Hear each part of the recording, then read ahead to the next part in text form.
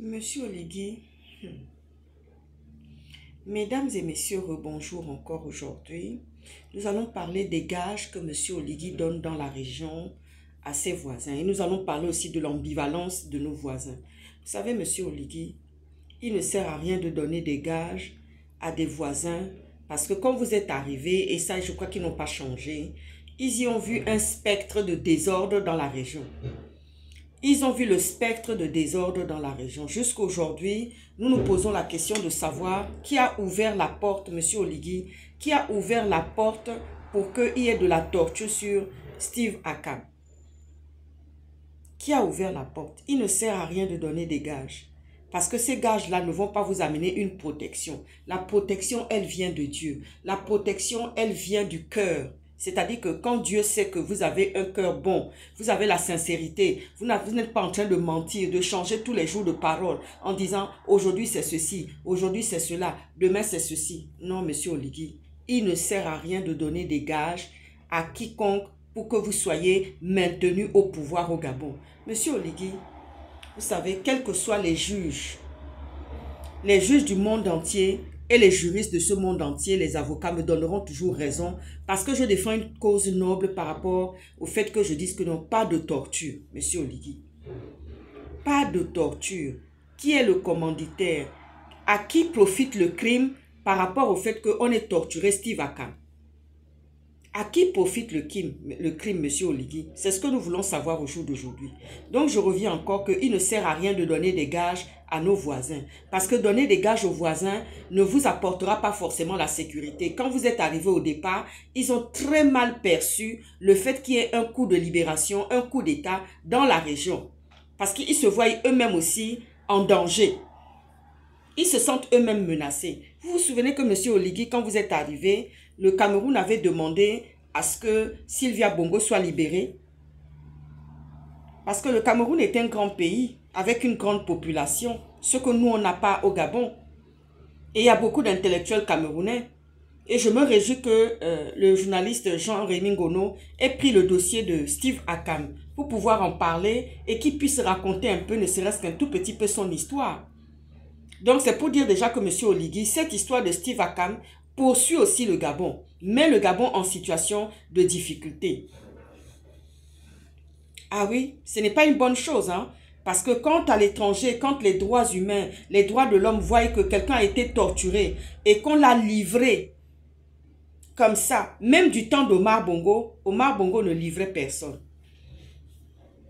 Ah oui. Omar Bongo ne livrait personne.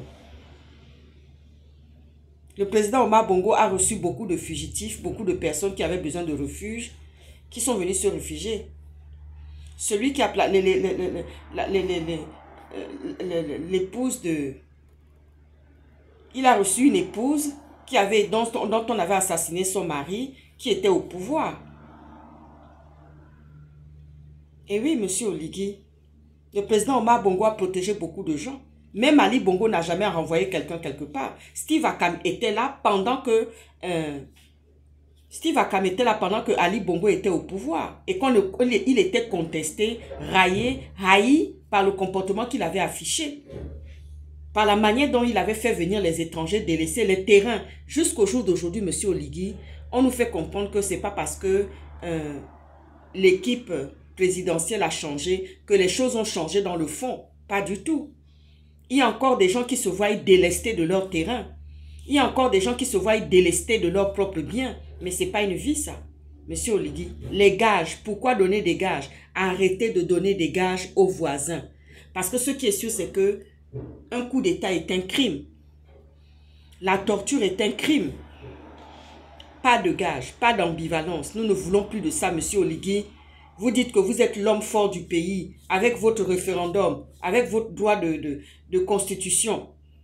Mais ce droit de constitution est bafoué. Il n'a pas eu autant de succès que vous auriez pensé. Parce qu'aujourd'hui, nous avons le non de Paris et vous avez le oui de l'intérieur du Gabon. Mais est-ce que vous pouvez travailler qu'avec le Gabon, les gens de l'intérieur, sans les gens de l'extérieur? C'est pas possible. Donc, l'histoire de la torture, Monsieur Oligui, je ne changerai pas, je ne plierai pas dessus, je ne laisserai pas tomber. Nous ne voulons plus de la torture au Gabon. plus personne ne doit être délesté de ses droits de protection et de justice. J'ai même entendu qu'il y a le nom d'un ministre de la Justice qui a été cité dans l'histoire de Steve Akam. Pourquoi avoir envoyé Steve Akam dans son pays? Du temps même d'Ali Bongo qui était votre patron, Steve Akam était protégé dans le pays. Il n'avait jamais été jeté au dehors. Aujourd'hui, le voilà, il est jeté au Cameroun. Il a laissé sa femme et ses enfants à Libreville. Est-ce que vous trouvez ça normal? Est-ce que vous pouvez accepter, vous, monsieur Oligui, quand on vous a envoyé au Sénégal, vous étiez bien protégé au Sénégal. Vous avez fait tout ce qu'il fallait là-bas. On ne voulait pas de vous à Libreville. On a demandé à ce qu'on vous envoie, on vous mette au placard au Sénégal. Tout ça toujours, et pourtant vous aviez un patron. Qui vous a fait revenir? C'est Brice Lacruche. C'est Brice Lacruche qui vous a fait revenir. Brice Lacruche que vous avez trouvé que non. Alors, monsieur Oligui, réfléchissez un peu aux droits humains. Parce que ça en fait beaucoup.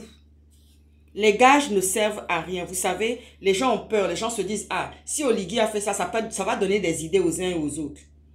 Mais évidemment que ça donne des idées à des gens. Se disent, ben tiens, il y a eu un coup de force, un coup de libération au Gabon. Pourquoi nous aussi, on ne viendrait pas faire la même chose?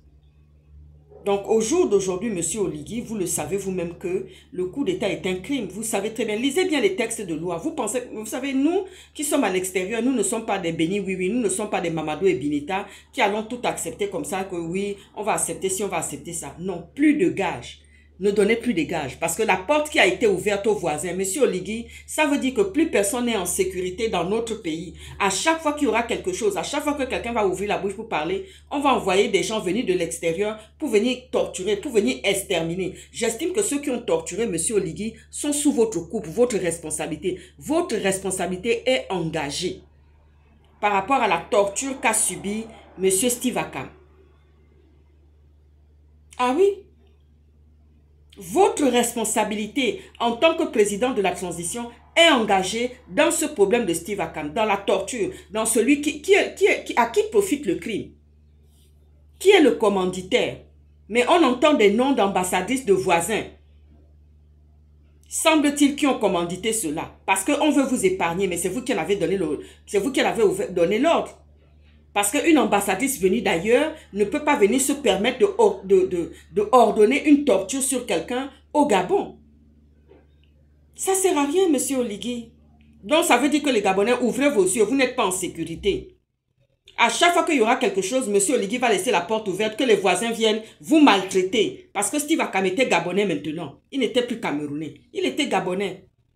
Quelqu'un qui s'est occupé de Baobam, qui était le bras droit de Baobam, qui était l'oreille de Baobam, qui protégeait Baobam, qui était son soutien, qui était sa parole, sa représentation aussi, quand il ne se sentait pas bien. Et qui était aussi sa protection, que Dieu lui avait donnée. Et cet homme est resté intègre. Les Camerounais sont comme ça, vous les voyez là, ils sont comme ça. Quand vous avez une difficulté, vous allez dans leur pays, vous êtes protégé. Monsieur Oligui, je vais vous dire quelque chose. De tout le temps que je suis parti passer mes vacances, mes séjours au Cameroun, le vieux Paul Biya, j'avais une protection, j'étais protégée. Il y a eu un problème qui s'est déroulé en 90, en 91. En 91, il y a eu un problème, j'étais parti passer les vacances au Cameroun et il y avait un problème qui s'était passé entre Limbé, il y avait les sécessionnistes anglophones et qui luttaient. Et moi, je me trouvais du côté de Limbé, j'étais parti passer mes vacances. Monsieur Oligui, ce qui s'est passé, c'était quoi? C'est que j'étais à un moment donné bloqué, je ne pouvais plus sortir de la région pour rentrer à Douala. Qu'est-ce qui s'est passé? Mon père a pris son téléphone, il a appelé directement Biya là-bas pour lui demander une voiture, qu'on envoie des militaires pour aller me chercher, pour me sortir de ce mauvais pas. Oui, monsieur Oligui. Et le président Omar Bongo était très puissant et fort.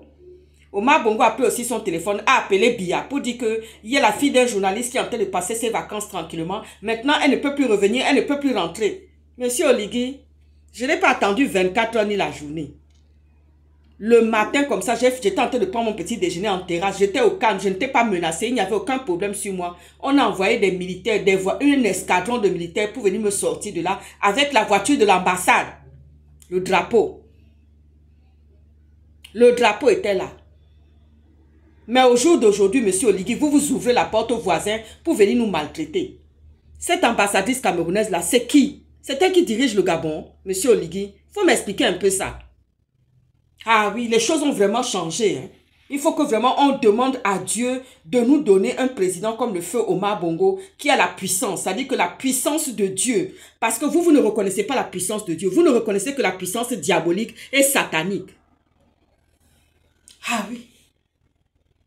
J'ai dû laisser mon petit déjeuner. On m'a même aidé à faire ma valise, à ranger ma valise. Je me souviens, il y a un colonel camerounais qui était venu. Ma grande, on est venu te chercher. Ne t'inquiète pas. On m'a mis dans la voiture blindée et je suis sortie de là accompagnée et tout. Ma gouvernante qui était avec moi, qui passait les vacances aussi avec moi, qui était en train de passer, Cécile Mbango. Je donne son nom, Cécile Mbango, qui était avec moi en ce moment-là.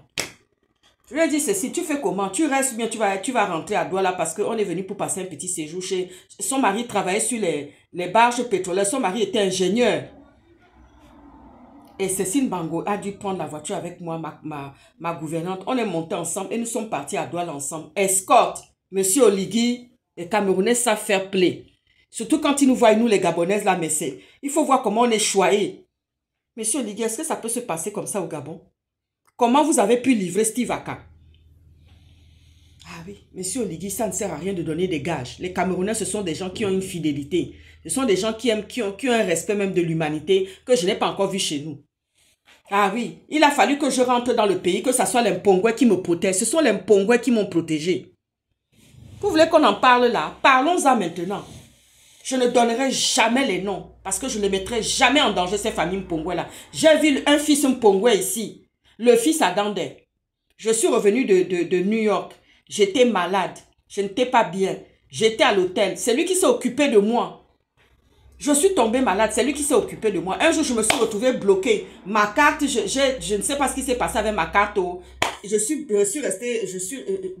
les portes s'ouvrent ici par sécurité. Là où j'habitais, les portes s'ouvrent par carte magnétique. Il faut montrer patte blanche avant de rentrer dans la maison. Ah oui. C'est Jean-Philippe Agandemene qui était là. Il m'a dit non, non, non, non, non, je ne peux pas te laisser comme ça. Moi, je voulais insister de dormir devant la porte jusqu'à ce que les propriétaires viennent me débloquer. Il m'a dit non, non, non, je n'ai pas le droit de te laisser comme ça. Vous imaginez ça? Ça m'a touché. J'ai retenu ce mot-là. Je n'ai pas le droit de te laisser comme ça. Ah oui, il m'a sorti de là en petite tenue. J'étais dans une petite tenue parce que j'étais sortie vite, vite, vite, vite. Il m'a dit, je n'ai pas le droit. Il est parti chercher les couettes. Il m'a enveloppé avec ça. Il m'a mis en sécurité. Il m'a sécurisé. Quand je suis partie pour mener le combat, pour sortir, pour aller mettre les caméras à Jeanne et Bory, parce qu'on était en train de séquestrer. Monsieur Oligui, vous étiez bien dans le pays, non? Je vous voyais, non? Dans vos manèges avec les uns et les autres là-bas. Pour garder un patron. Mais moi, j'ai pris tous les risques pas possibles. C'est pas la première fois que je prends des risques. C'est pas la première fois que je vais sauver des vies. Comme dit souvent le papa de mes enfants, ah maman, maman tu es téméraire. Mais ce que j'aime chez le papa de mes enfants, c'est que il sait, il me dit maman fais seulement doucement. N'oublie pas qu'on a les enfants aussi, les enfants ont besoin de toi. Oui, il a toujours été là. Quand il me voyait faire ça, il était là aussi comme une protection. Il était là. Aujourd'hui, c'est Jean-Philippe aussi qui est là. Voilà. Je vois la douceur, la manière dont il me parle. Il me regarde comme pour me dire, bon, fais seulement doucement. Hein, c'est quoi tout ça, monsieur Oligui? Je suis plus qu'énervé et fatigué encore aujourd'hui. Bonne journée.